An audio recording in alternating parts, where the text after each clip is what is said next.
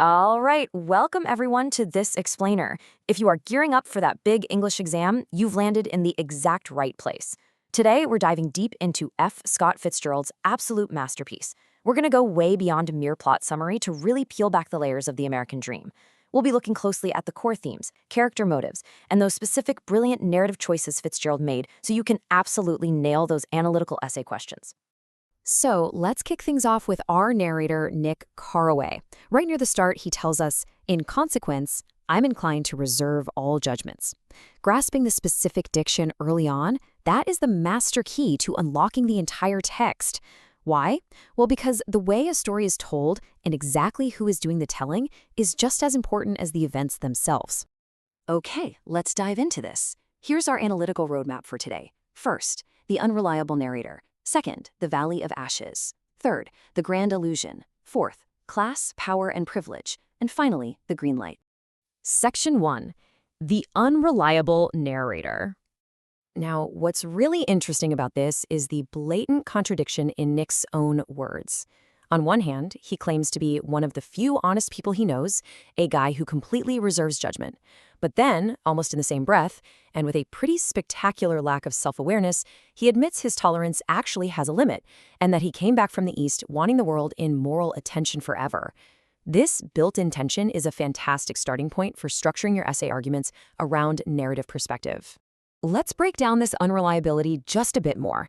Nick says he wants moral order, right? Yet he completely exempts Gatsby from this standard. He openly admits Gatsby represents everything he has an unaffected scorn for, but he totally gives him a free pass because of his, quote, gorgeous personality. Recognizing Nick's shifting moral compass and his really blatant biases is absolutely crucial because it frames exactly how we as readers end up judging every other character in the book. Moving right along to Section 2, the Valley of Ashes. And this brilliantly illustrates one of the most striking visual motifs in the whole novel. We're talking about those haunting, gigantic blue eyes of Dr. T.J. Eckleburg, just staring out from a faded billboard. They act as this unblinking presence that constantly broods over the solemn dumping ground located right between West Egg and New York. So what exactly is this Valley of Ashes? Fitzgerald paints it as a totally desolate area where ashes grow like wheat into ridges and hills, and ash-gray men swarm up with leaden spades. Now, for your exams, do not just call this a poor neighborhood. You really want to describe it as the physical manifestation of moral decay. It literally represents the devastating human cost and the spiritual wasteland left behind by the 1920s unbridled pursuit of wealth. This theme of decay really hits its peak with this chilling quote from George Wilson. God sees everything. And he says this while staring directly at that fading billboard of Dr. Eckleburg. Wilson is conflating an abandoned advertisement for an eye doctor with a divine judging presence. It perfectly and honestly tragically symbolizes the deep spiritual emptiness of a society that has basically swapped out religion and morality for shallow consumerism. All right, Section 3, Gatsby and the Grand Illusion. Because of the colossal vitality of his illusion, it had gone beyond her. Beyond everything. Whenever you're analyzing Gatsby, you have to emphasize that his tragedy isn't just about losing Daisy Buchanan. It's really about the overwhelming, crushing weight of his own manufactured dreams. Daisy, the actual flawed human being, could never ever live up to the perfect, golden, idealized Daisy he built up in his head over 5 years. So the crucial point we need to make is that Gatsby's defining characteristic, what Nick calls his extraordinary gift for hope, is a massive double-edged sword. He threw himself into this vision with a creative passion, decking it out with every bright feather he could find. This incredible capacity to dream so fervently is his greatest strength. It's what makes him so gorgeous to Nick. But make no mistake, it is unequivocally his fatal flaw. To summarize the subtext of all this, Gatsby's tragic flaw is a romantic readiness that ultimately slams right into a harsh, unyielding reality. No amount of fire, no amount of fresh starts, and literally no amount of bootlegged wealth can challenge the impossible fantasy he spent years storing up in his ghostly heart. Reality just cannot sustain a delusion that monumental. Let's shift gears to Section 4, Class, Power, and Privilege. Let's put two completely opposite characters side by side to see how Fitzgerald builds this dynamic. Take Tom Buchanan, incredibly wealthy, physically imposing, and deeply terrified of losing his status. Now contrast him with George Wilson, desperate, literally covered in the ash of the valley, just begging for a break. You see, Tom's arrogant reactionary worldview of inherited privilege slammed right up against Wilson's harsh reality, where he actually has to beg to buy Tom's car just to survive. We get a real look at the ugly reality of Tom's privilege in this direct quote where he claims, "It's up to us who are the dominant race to watch out. We've got to beat them down."